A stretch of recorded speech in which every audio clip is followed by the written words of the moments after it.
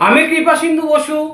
আজকে আমি মেনলি যে ম্যাথসের ক্লাসটা করাবো সেটা হচ্ছে যারা প্রতিনিয়ত সব সময় এই স্টুডেন্টদের গাইড করে চলেন, অর্থাৎ স্টুডেন্টদের জন্য যাদের সব সময় সারা দিন চিন্তা ভাবনা করেন, সেই সমস্ত গার্জেনদের জন্য প্রথমেই বলি, আপনারা প্রতিনিয়ত যারা এই ম্যাথসের প্রতি দুর্বল, অর্থাৎ অঙ্কে যাদের দুর্বল, সেই সমস্ত স্টুডেন্টদের গার্জেনরা চিন্তা করেন যে কিভাবে আপনার সন্তান এই গণিতের ভয় অর্থাৎ ম্যাথসের ভয় থেকে নিজেকে দূরে রাখতে পারে।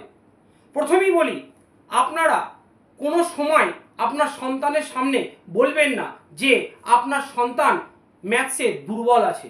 আপনি যে কোনো টিচারের সামনে আপনার সন্তানের হয়ে বলবেন যে সে ম্যাথসে ভালো, কিন্তু সে ম্যাথসের প্রতি আগ্রহ হারিয়ে ফেলছে এবং প্রতিনিয়ত ঠিকঠাক প্র্যাকটিস করতে পারছে না। কারণ আপনি যদি আপনার সন্তানের সামনে তার টিচারকে বলেন যে আপনার সন্তান গণিতে দুর্বল বা ম্যাথসে দুর্বল, তাহলে কিন্তু সে ম্যাথসের প্রতি আগ্রহটা এমনিই হারিয়ে ফেলবে। কারোর কাছে আপনার সন্তানকে ছোট করবেন না, কারণ তার মধ্যেও সমস্ত ক্ষমতা আছে, তার মধ্যেও অঙ্ক করার সমস্ত গুণ আছে, কিন্তু সে অঙ্কের প্রতি আগ্রহটা হারিয়ে ফেলছে হয়তো ঠিকঠাক গাইডের অভাবে। প্রথমে একটা নিজেরা নোট করুন যে কেন আপনার সন্তান ম্যাথসের প্রতি আগ্রহ হারিয়ে ফেলছে।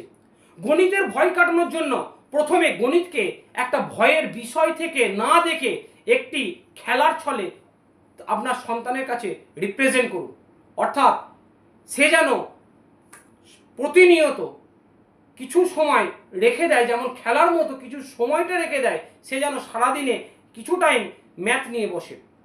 এবং আপনারা লক্ষ্য করবেন যাতে করে সে এই ক্রমান্বয়ে এইভাবে প্র্যাকটিস করতে করতে গণিতের প্রতি তার যে দুর্বলতা সেটা আস্তে আস্তে কেটে যাবে।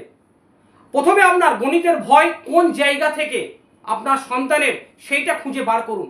হতে পারে ছোটবেলার কোনো খারাপ অভিজ্ঞতা বা তার ম্যাথসের মৌলিক বিষয়গুলো যে দুর্বলতা আছে সেই দুর্বলতাগুলো সে কাটিয়ে